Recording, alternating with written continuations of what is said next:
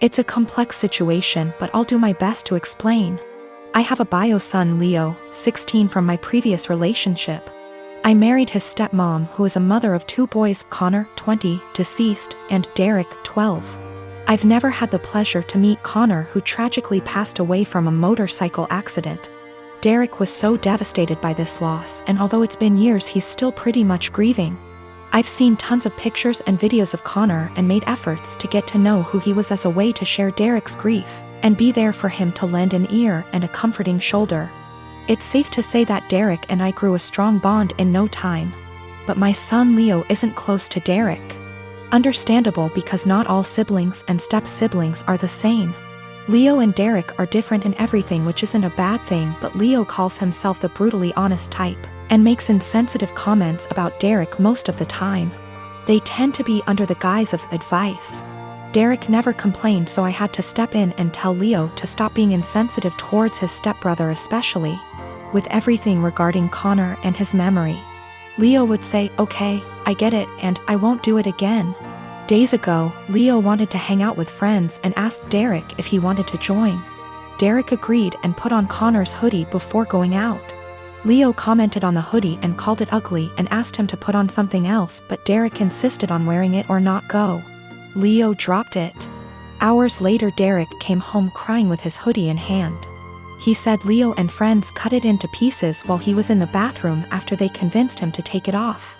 I was furious. I asked Leo, and he said it was his friend's idea, then said he had to do it since Derek wears it everywhere, and it looked old and embarrassing. I reminded him who this hoodie belonged to, and he said, "So what? Maybe this will help him move on in life." I told him his birthday was cancelled and his friends aren't welcome anymore. He pitched a fit saying his birthday was a right, not a privilege, and I can't cancel it. He had my ex criticize my decision and wanted to host his birthday party, but I refused because he's grounded, so no party anywhere. She and her family called me awful and ridiculous and asked me to think how Leo will hate me for this, but I insisted he needed punishment for putting his stepbrother through this. My husband and I, both in our early 30s, have been together for over a decade and made the decision to not have kids. I like kids, I have nieces and nephews, we just don't want them for our own reasons. He had a vasectomy, which only a few people know about. Our families are aware we don't want kids, as they've asked this before during different major life events, our wedding for instance. We recently bought a 3-bedroom home with a nice yard in a nice area. Excited to show our new home to family and friends, major upgrade to our previous home, we hosted a housewarming. During the party, one of my sibling-in-laws, Alex, made a few indirect comments about all this space. And kids would love it in our house, etc. Eventually they asked point blank when we were having kids. I made a light-hearted joke about it, which is my go-to for this question. "Oh, well, I like sushi too much to have to give it up for a pregnancy. Plus not drinking for pregnancy and breastfeeding? No thanks." I tried to make it very light-hearted and laugh it off. Most people just laughed along. That seemed to anger Alex, and I was told children are a joy, and a good mother puts her kids before everything else. I agreed, children are a joy, I like spending time with the nieces and nephews. And obviously I can't be a good mom if I chose sushi over kids, so I just won't be a mom, paraphrased. Still trying to brush it off in a gentle way, because I'm not trying to start a fight by telling them to stop asking in front of everyone, because I know my tone will be seen as rude and abrasive. We move on. But Alex is still annoyed and making little comments in their group about how flippant I am about it and how when it finally happens, then I'll understand. My husband heard this and jokingly said, "Well, if she gets pregnant, that'll be a problem for the divorce lawyers." That seemed to piss them off more, but they stopped. With holidays coming up, we have not been invited to Alex's usual Halloween bonfire. When husband spoke to his parents, they told him Alex was annoyed we were so careless and callous about our child-free status and to say what we did, and they realized we had taken permanent steps to ensure we never had kids. That we know they had to do if to have kids, etc. And we are AHs to just not care. I feel bad because they did do if and lots of fertility treatments to have their kids. And even then they still had a few miscarriages. I can't imagine wanting kids and struggling to have them and then deal with miscarriages. But at the same time, I'm so tired of justifying living my life how I want.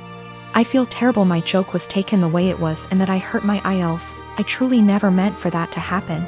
After the bonfire this weekend, we will be reaching out to have a heart-to-heart, if they'll accept it. Either way, I'll be apologizing for hurting their feelings, let them know I love their kids and them. But I will also be firmly putting down any further attempts to discuss our child-free status, if the conversation is about changing our minds. I have not told them our reasons for being child-free, so I think perhaps if they are willing to listen, I'll explain them and hopefully the conversation can be constructive. My boyfriend and I have been together for 2 years. He's a good heart and is normally rational, but his one issue is that he expects to accompany me in every occasion no matter how big or small. He even went with me to my ex-boyfriend's funeral after days of begging. Now my best friend got married few days ago. It was very small and only close family and friends were invited. My boyfriend couldn't come because of the +1 rule. He pitched a hissy fit saying my best friend has no respect for my relationship and was shocked when he learned that I was still going to attend. He told me that if he can't go then I'm expected to not go as well, but that is my best friend and I had to respect her rules.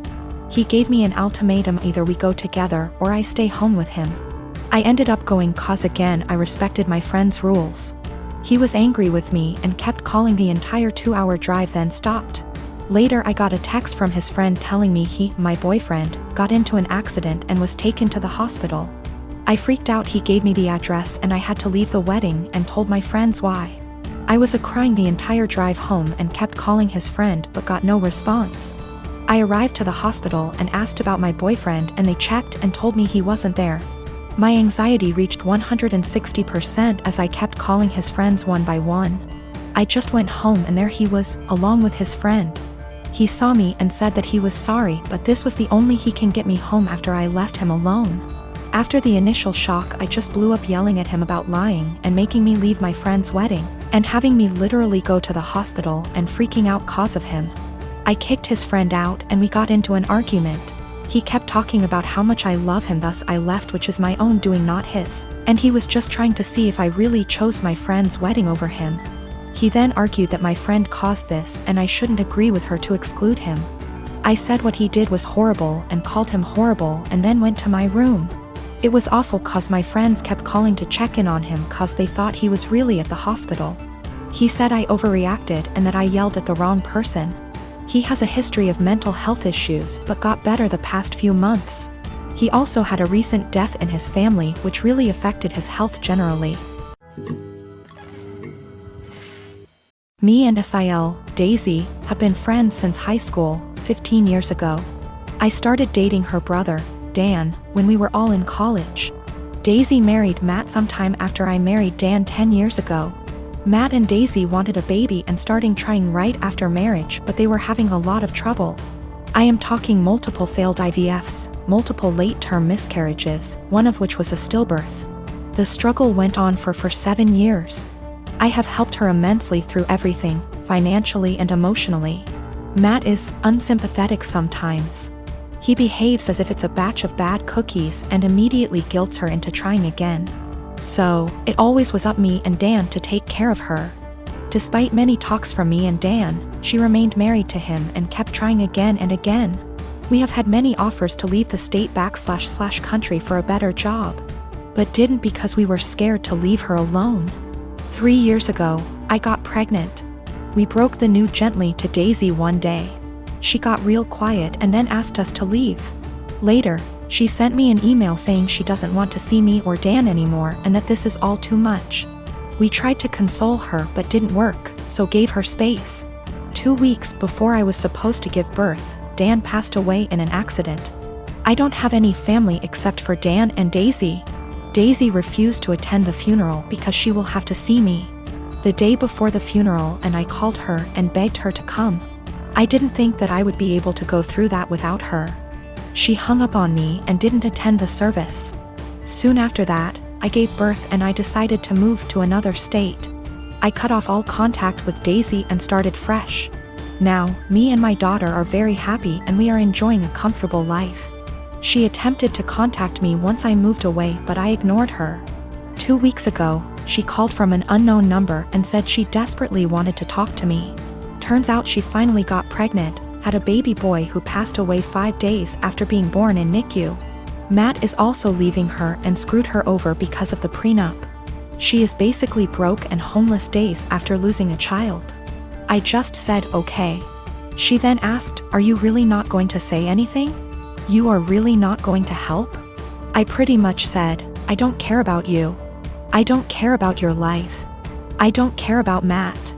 I don't care that your baby died. Just leave me and my daughter alone." And then hung up. Since then she has been sending me multiple emails and VMs stating how awful I am and how heartless and how much Dan would be disappointed. I continue to just ignore everything.